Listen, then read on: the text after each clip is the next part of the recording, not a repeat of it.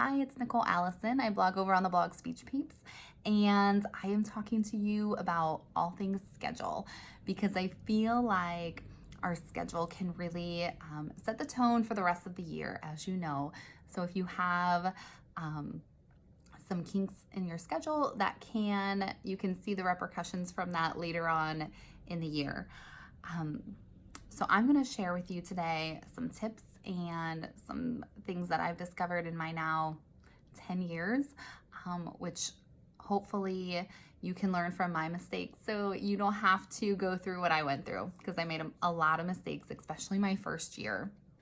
I'm also going to share with you a huge spreadsheet. I refer to it as my brains. It's an Excel spreadsheet, and I know a lot of people have different thoughts and everything about Excel, different comfort levels.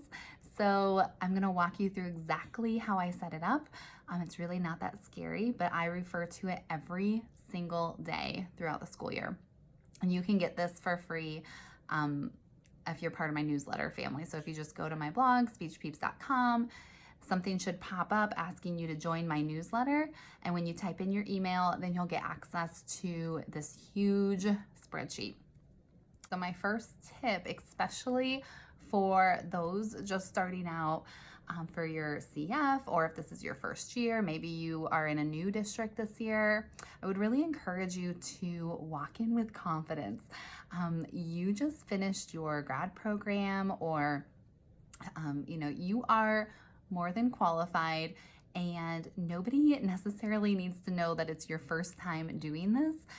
One of the big mistakes that I made my very first year was I wanted to be extremely accommodating to all my teachers. So I put in like a little newsletter introducing myself in all their mailboxes and said, in your class, so-and-so has speech for, whatever, 30 minutes, 60 minutes.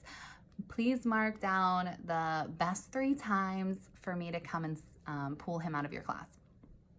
That didn't go so well, because when I couldn't meet those requests that I had requested, I felt really bad, and the teachers, it just didn't get off to a great start. So I would recommend you not asking the teachers what their most convenient times are. And I know that sounds harsh, but my second tip for scheduling is to prioritize certain areas. So I'm going to talk a lot about this and what those areas are. And a lot of people were surprised on what I prioritized with my schedule. So here's the order of things that I usually do for scheduling. My very first thing that I set aside is time to go into the classroom. So it's my push-in or intervention in the classroom time. And I do this because I like to go in during certain time periods. I prefer going in during their independent reading time. At our district, we called this Daily 5. And this was where I have a blog post all about that if you're interested. I actually wrote it for Asha.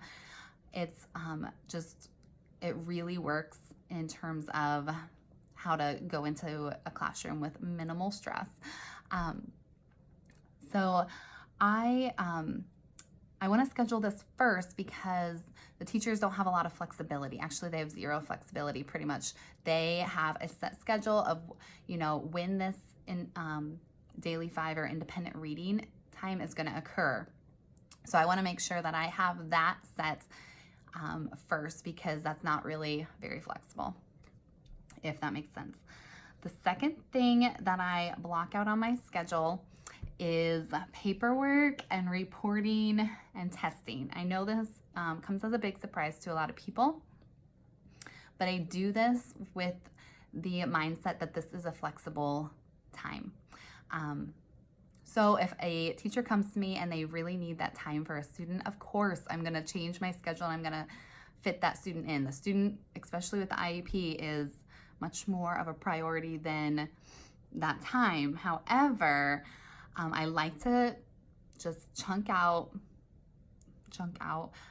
block out big chunks for that time, because I found this was another mistake that I made my first year was I did not do that. And so I literally had about 15 minutes at the end of my schedule when everything was done. I had about 15 minutes in between groups that I had for paperwork that I could test kids. You can't test anybody in 15 minutes. You need a good chunk of time. So then I was having to cancel sessions and make them up in other places. It was a mess. So go ahead and set aside a few blocks of time to, devote to that paperwork and report writing. All right, the next thing that I schedule, or my priority in my schedule, is intervention blocks. And a lot of people are surprised again that I would prioritize intervention blocks of time for my intervention students over students on an IEP.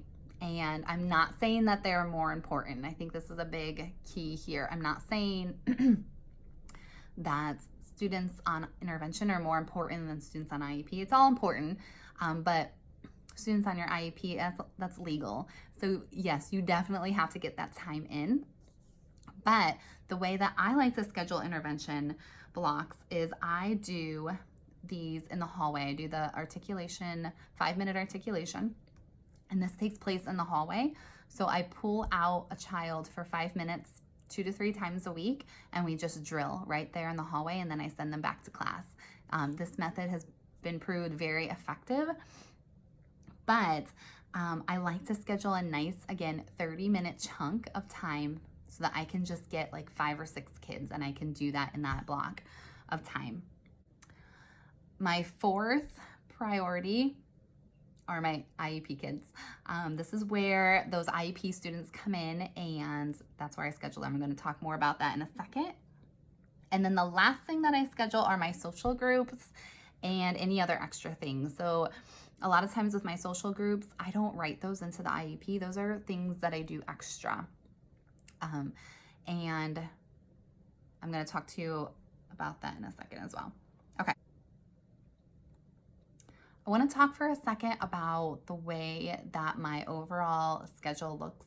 I do a variation of the 3-to-1 model.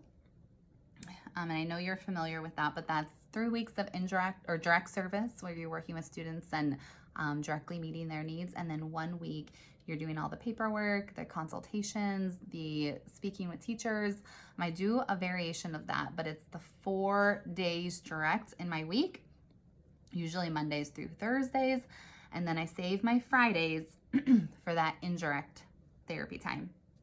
I really like this approach because especially if I have a new student that transfers in and I need to meet with that family, it's really hard for me to think way out in advance if my indirect time happens to be like 3 weeks away. That's just too long for me. But if it's Friday, that's much more doable. So I've just really, this way has really worked for me. And so I really encourage you, if that's an option for you, to go talk to your administrator and see if that would work. So 4 days of direct therapy, and then my Fridays are always left for that indirect time, paperwork, testing, social groups kind of stuff. Okay, I'm going to turn you around now and just kind of show you my massive spreadsheet that I refer to as my brains throughout the year. This is the file that I always have open. I look at it daily, and basically it's how I get all my scheduling done. I'm going to turn you around, show you a few different cool things about it, and remember, you can download this for free if you are part of my newsletter family. So you just sign up for the newsletter and you can get access to this. So hold on one second. Okay, so here is my massive scheduling spreadsheet. And I want to show you something real quick. So here at the bottom, I'm going to zoom up on these. These have different tabs. So this is the weekly calendar. There's a blank weekly calendar if you want to start from scratch. Here is my student list, dismissed. Hope you can see these consults, the number of students that I have consult services, intervention, kiddos, social group. So that's it. Okay. So all of those different tabs are different spreadsheets. We are going to go to the student list right here. Okay, and so I'm here at my student list.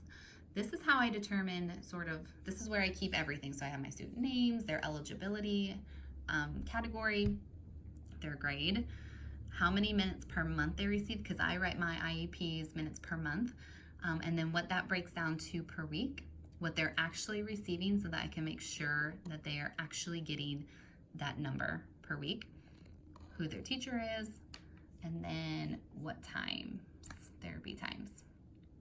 If you can see that, okay. And then I have highlighted in blue all the kids that just have speech and language eligibility. So that means I am their primary case manager and I do all the IEPs and everything. So they are my kids. Okay, so what I recommend, my third tip, is when you are going to schedule, that you schedule your highest need grade first. What that means is that's usually kindergarten for me. So I look at the number of students in that grade and how many minutes that I need. Excuse me. And I start there. So I would go to the kindergarten teachers first because they have the most kids. Next, I would go to the next highest. Maybe that's second grade for you. Maybe that's first. I don't know. But usually for me, that's kindergarten. And that just provides a very systematic way of scheduling so that when that fifth grade teacher comes to you and asks, why is the fifth grade always the last one that you come to schedule with? You have a reason and you don't show favorites, or it doesn't look like you do anyways. And it just makes sure this is gonna be the hardest group to schedule because they have the most kids. So you wanna make sure that you're scheduling those first. Okay. Okay, the other thing I wanted to show you was the weekly schedule. So this is really easy to do. So this is what my schedule looks like. All of these are maybe IEP kids, and then these are my intervention blocks here that I had scheduled. Here's my classroom times that I had mentioned. So do you see how I want to try to get these times in, because those are not movable, really. Intervention blocks usually happen at the end of the day. And then, like I said, my Fridays consist of extra things like social group, testing paperwork. I've got this nice chunk there. So if it's at all possible to squeeze your caseload into 4 days and then have some chunks here on Friday, it really is nice. And I'll just show you how to do this. So this is also how I keep attendance. So I print one of these every week, and see this little square next to the students? I just put a check mark in there, marking that they were here. It's just my attendance. So it's not my data sheets or anything, it's just simply attendance. But how you do this, because I always get questions, and this could be really hard with one hand, but say I had a group here, and it was I'm just gonna do 2 students. Sorry if the phone is shaking. Okay, so I've got my names in there. I'm gonna say, I usually do a little space over here. I'm gonna say this group is from 7:30 to 8 o'clock. I want it all to fit in there. Okay, and then I'm gonna take this and I'm gonna highlight them this color that I had. Let's see, where was it?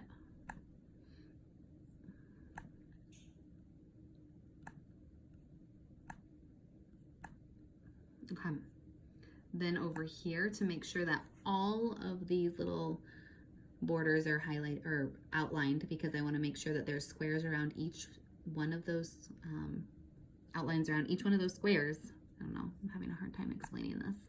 I'm going to do all borders there. Okay, I don't know. Hopefully that makes sense. Okay, I'm back. So I have a side note. My entire first week is scheduling. I don't actually see any students. So if you are a first year CF or student and you're feeling overwhelmed, don't be, because I feel like it's very rare to have your whole schedule put together and to be seeing students that first week. So I literally just concentrate on scheduling And at my other district, I was in charge of all the hearing screenings for the entire district. So I did scheduling and hearing screenings that first week, but I didn't see any students, so it's okay. You need to work on your schedule. That's an important part of your job. All right, my fourth tip is when I go to teachers, I schedule my students that first week. I go to them face to face, and I have a few reasons for this, but I usually try to catch them at the beginning of their day, at the end of the day, or during their planning time. I know, it's hard, but literally it takes like 5 minutes, so it's okay. One, it's so much easier than email. So if you rely on email to try to schedule, you're gonna be waiting around and wasting all that precious time, because you're gonna be waiting for a teacher to reply to you, and you can't really move forward in your scheduling process until that teacher answers. So it's just better, just go to them face to face. You get to talk to them a little bit and find out a little bit about who they are and how their summer was. So I just think that that's, it's always worked well for me. Two, I take a hard copy of my schedule, just so that they can see it for a few reasons. So one, they know I'm not hiding anything.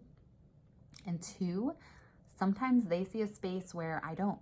So that is completely fine with me. It works out great when that happens. So when I go to my teachers, I have 3 things in my hand. I have my schedule that I print out, my list of students in their class and the required times, and small post-it notes that I can write the student's name on and block out that time, because it can be movable. You can just move that post-it note if needed. And then my last piece of advice is to be flexible. And this is so big. I feel like we're really good at this anyways. I don't know. Maybe it's grad school or something that put it, that made us flexible because we had to be. But I don't think I've ever really met an SLP that hasn't been gracious and flexible and everything else. So I know you know this already, but honestly, it's not worth burning bridges by refusing to accommodate a teacher's request or move a student or anything like that. It's just not worth it. The best thing is, my toughest years, I want to tell you this, my toughest years of scheduling were the years I returned after having a baby.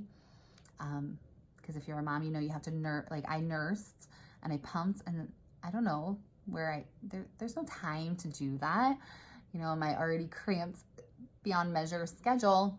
But you make a way, because we do it somehow. I don't know. But the good thing about our jobs is that even if your schedule is horrible one day, it's probably going to look different the next day. And I just love that about our jobs.